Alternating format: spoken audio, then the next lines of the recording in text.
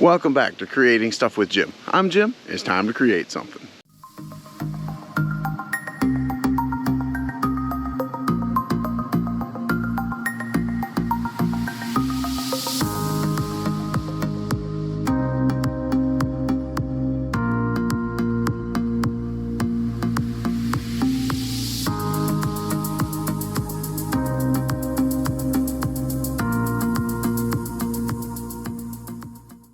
Well, today we are back working on my concrete slab in my carport, and guess what? It has been 3 weeks since I poured the slab, so today is the day.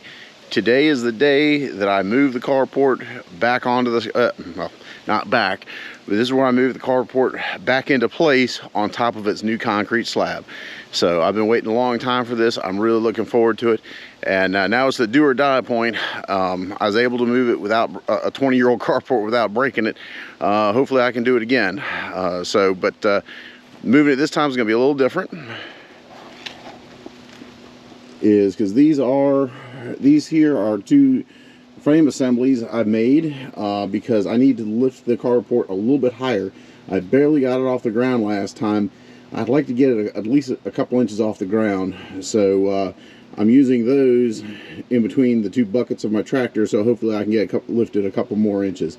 And I even went as far as I even notched them, so hopefully they'll grab the supports and they won't slide out like I did have a problem when I moved it. So that's how I'm going to move it in place. And then to anchor it,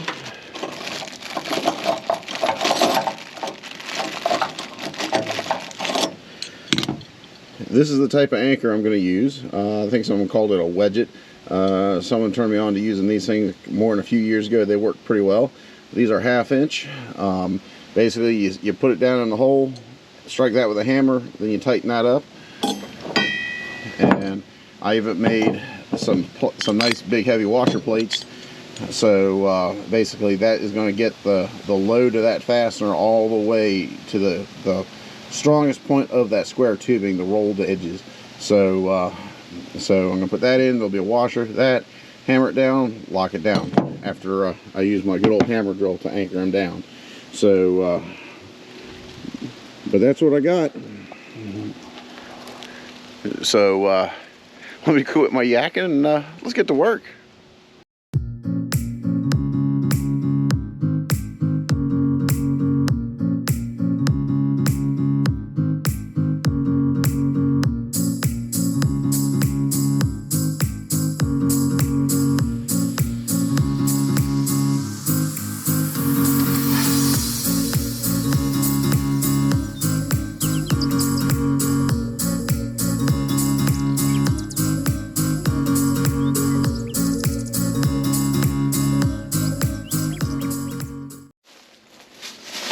Well, here is what I got going on.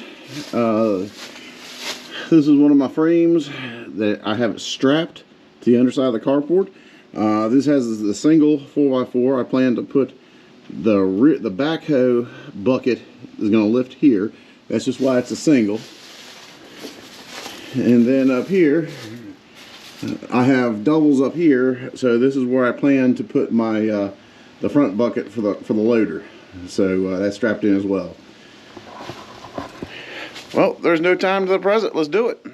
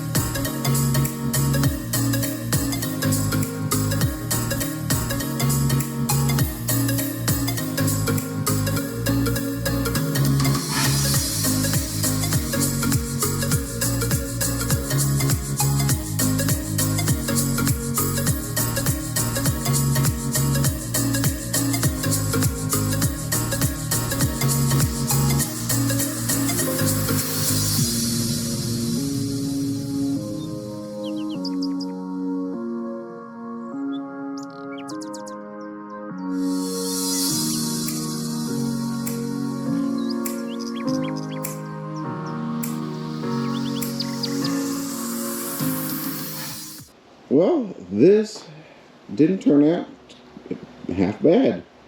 I'm pretty happy with this, despite having a 20-year-old carport that's seen better days. But I got it, and these things are rather expensive these days.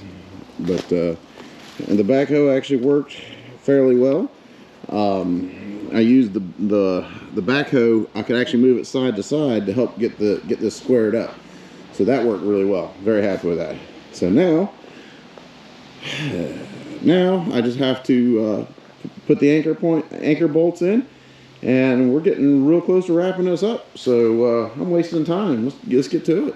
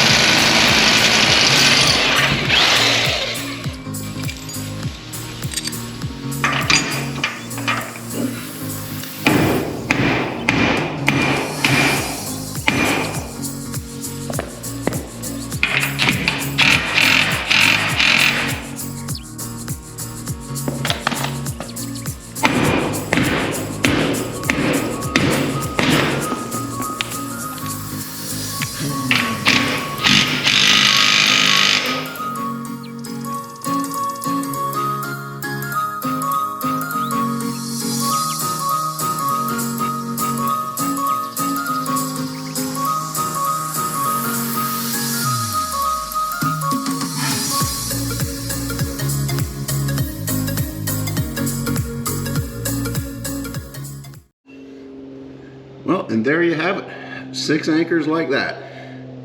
This carport's locked down nice and tight. I'm really starting to getting close to the finish line on this. Now, the next thing I got to do is I already started bringing some rock in here. I had to put some here so I get the tractor up onto the slab. So, but I plan to put my tractor attachments back here. So I'm going to put another load of rock right there and drag it this way, and then I'll put a second one, drag it that way a little bit, just add some more rock down here. And on the other side I'm going to probably put some topsoil. Just, I don't know, I'll wait and see, but getting close to the end. So why am I stopping now? Let's keep going.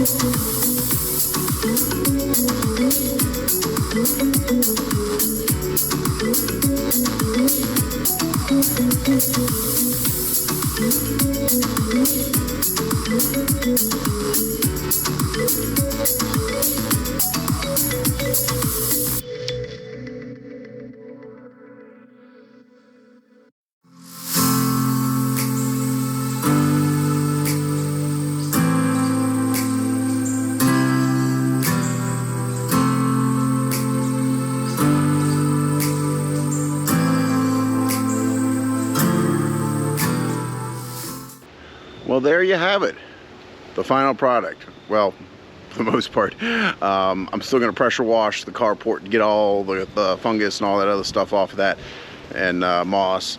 But I'm not going to bore you with that, not in the least. But once again, I'm very happy how this turned out. Let me just give you one last peek of what it looks like. This is what I intend to park under here. I plan to keep my big Dodge and my red Toyota under here. The truth of it is, I don't like to leave anything parked outside because the sun, the rain, the weather, everything just beats down on it. And put it this way, I spent a lot of money on that truck, and it has paint on it. It doesn't have asphalt shingles that are designed for 30 years. So it's not meant to sit outside. So I like to keep it inside whenever possible. So this is gonna be great. Like I said, a concrete floor. I don't have to worry about mud. I mean, like I said, it's just a lot cleaner. This just looks a lot better. This, like I said, I'm very happy with it. And then of course, on the side, I put a nice patch of rock so I can put all my tractor implements over here. So I get them away from, they're actually kind of visible from the front of the house over by my big garage. But they're gonna go over here. They're gonna be tucked away where not very many people will see them. So I think that'll look great. I do not like eyesores. I got a lot of junk, but like I said, I like to keep everything out of eyesight, and I like to keep it inside. So my grading work, this is just, put it this way, I'm gonna touch this up, but I'm gonna wait until it rains on it a couple times, it packs down a little bit, then I'll clean it up a little bit. And once again, concrete, for what I'm using it for, I think it looks great. Not a professional job, but I'm not professional, that's why it's not a professional job. So once again, I'm pretty happy for what I got into it. I'm pretty happy. Like I said, I'll clean that later. So, but once again, this was a fun project to do. I saved a lot of money doing it myself, just because where I live, I've had a very hard time getting concrete contractors to come out to give me quotes, just even to give me quotes, and the ones that come out give me such quotes, I mean, so high, it's cost prohibitive for me to pay them to do it. So I was kind of left to do this myself. But once again, I'm not pretending to be a professional. I'm the farthest thing from it. But the one thing I'd really like to show you is, you don't have to be I mean, all the professionals started in the same place where I'm right now. Is they didn't know the ins and outs at one point, and that's where I'm at right now. And the only way you get good at something is by practicing and by doing it.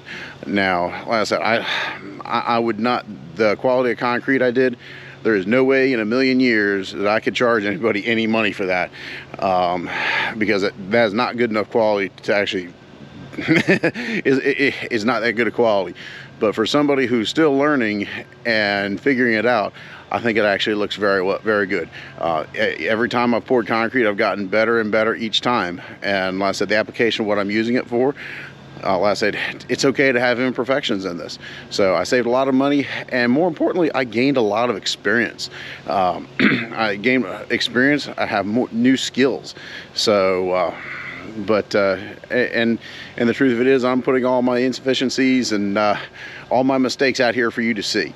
So, but the biggest thing is, there's no need to be afraid to make mistakes, is because that's how you learn.